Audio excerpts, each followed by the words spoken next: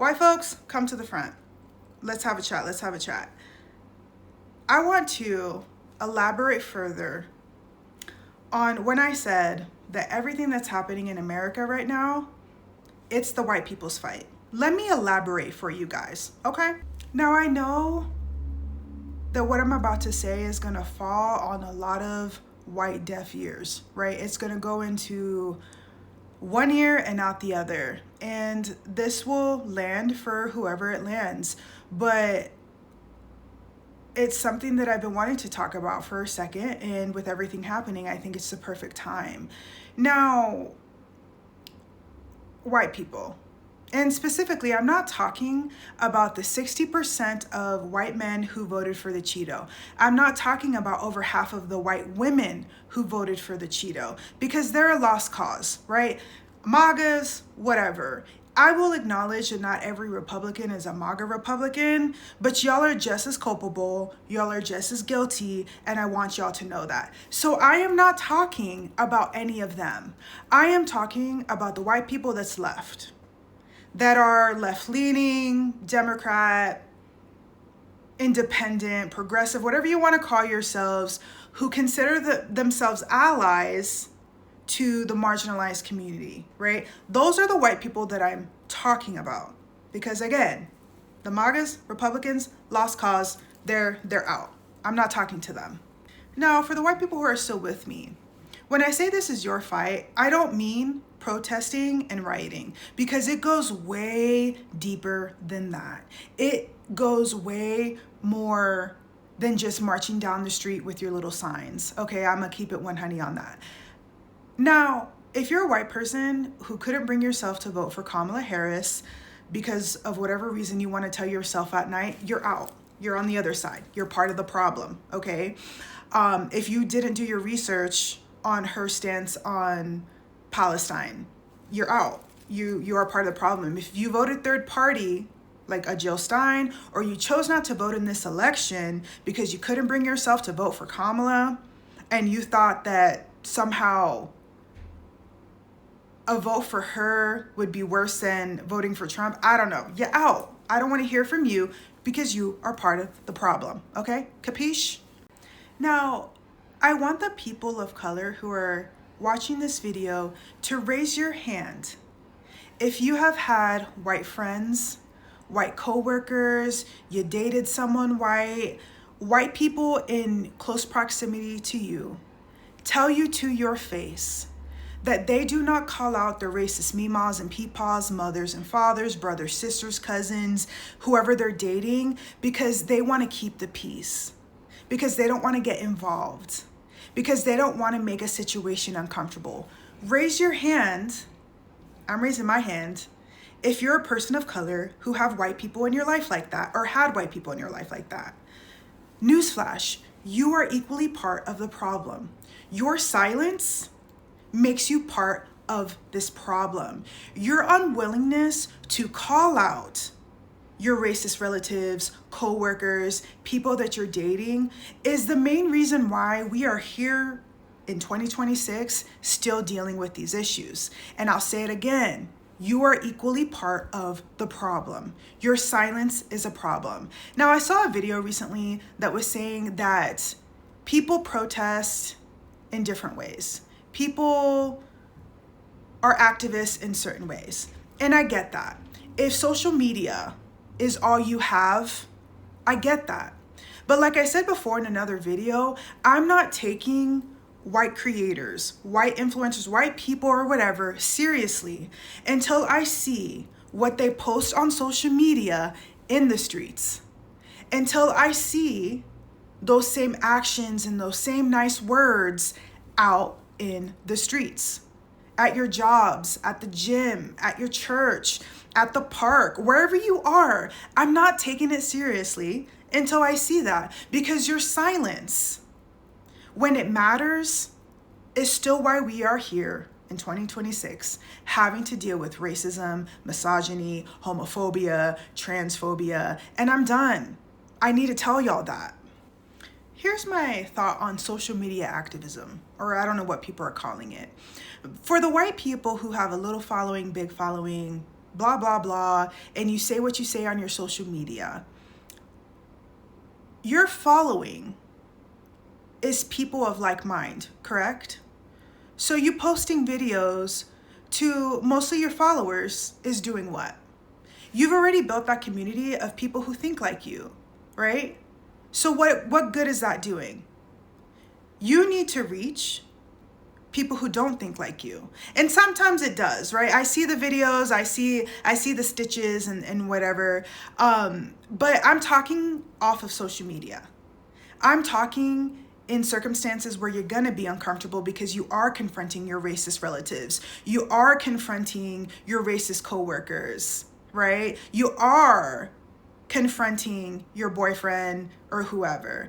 Because my next one, do y'all remember this trend back in the election days of 2024?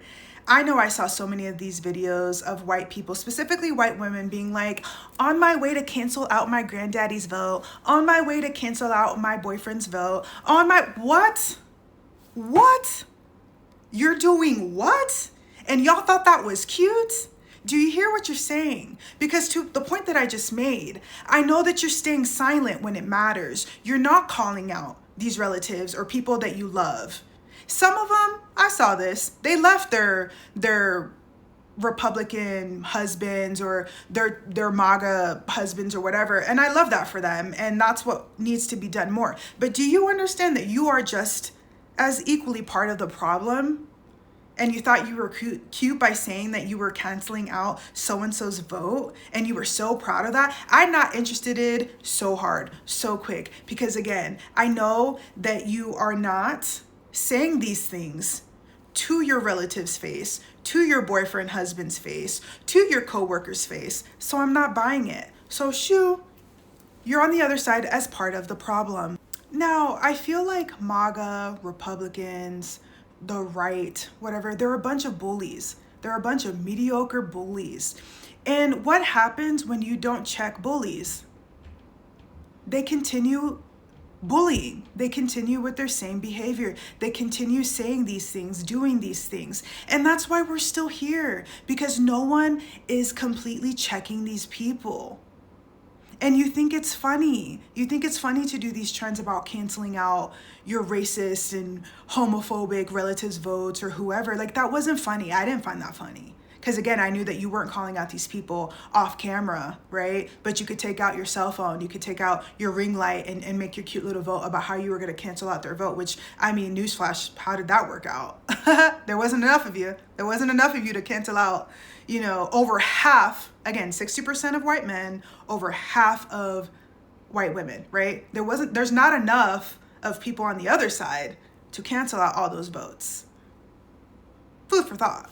Now, we pause this segment for a little story time. I currently live in Denver, Colorado. I moved here for my best friend of almost 20 years. She is white, her now husband is white, and they are left-leaning Democrats. She was Team Bernie Sanders, so she's way over yonder on the left, right? We stayed best friends for so long because we are of like mind, right? So when I first moved to Denver, we shared a house and I lived in the basement and they lived on the other floors. And every time that I would come up from my little basement, they were in front of that TV, sitting on the couch, watching Joe Rogan. And I thought that was odd because I know politically how they lean. I know their morals and values.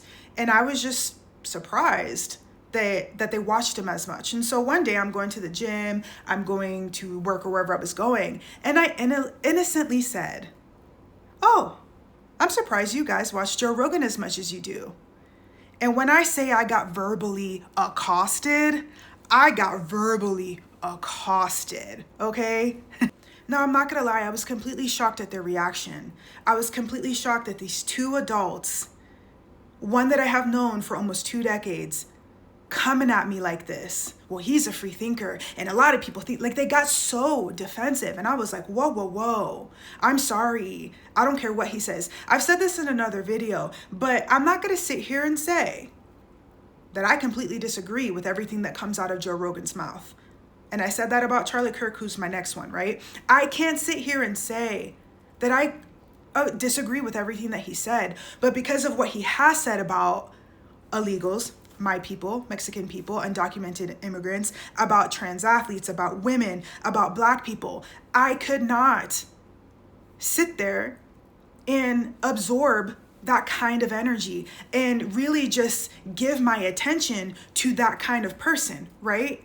And that's the point that I was trying to drive at them. If you say that you're allies, they both have had brown friends for all of their lives, right? Like, I would never sit here and say that they were racist. I would never sit here and say that they're homophobic, transphobic, or whatever. But the way that they would just consume the content of someone who is, and my best friend was also a huge stand-up comedy person. And so I can't tell you how many times I had to sit there and watch these white men, these white comedians, and the jokes that they would constantly say, that they thought they were funny, that my friend was smirking at, which now that I think about it, should have been a sign years prior to that. And I'm sitting here because it's not funny what they're saying about Black people. It's not funny what they're saying about Mexicans, women, or whatever, and yet consuming, right? So the next day, right, because I was going somewhere and I was like, whoa, I need to exit from that because I'm gonna get loud really quickly and shit's about to, hit the fan, right? And so the next day, not even my best friend of almost 20 years, her now husband, at the time fiance, came to me and was like, look, Lauren, like, I'm acknowledging that we, kind of attacked you, and I just want to extend my apology. And I said something to him that has stuck with me. I was like, so-and-so, because I'm not going to say his name.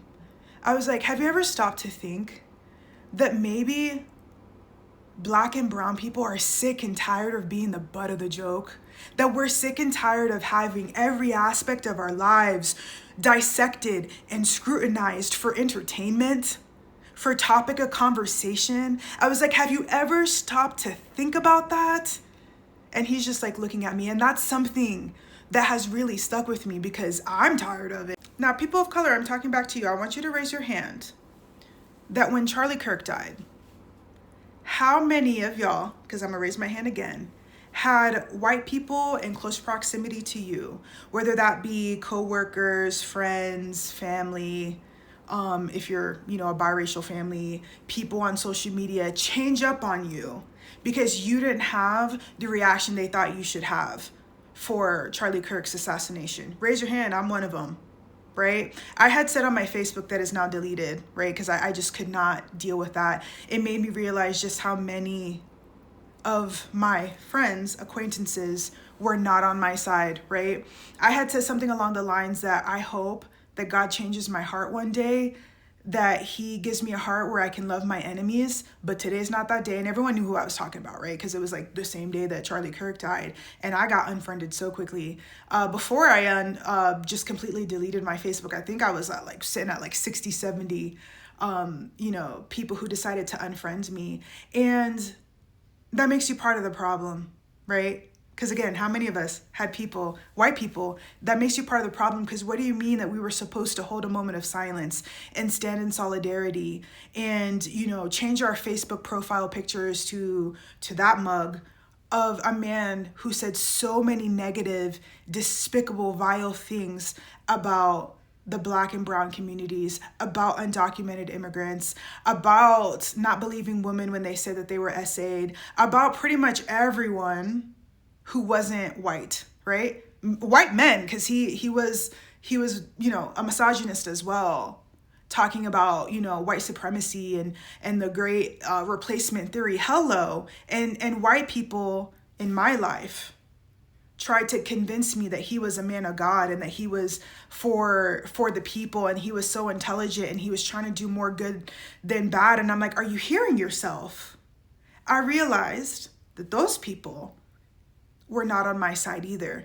You're part of the problem. You get booted to part of the problem. Now who's left? Because I'm not done, right? Are you starting to get what I'm putting down as to why this is the white person's fight? Now let's move on because I'm not done.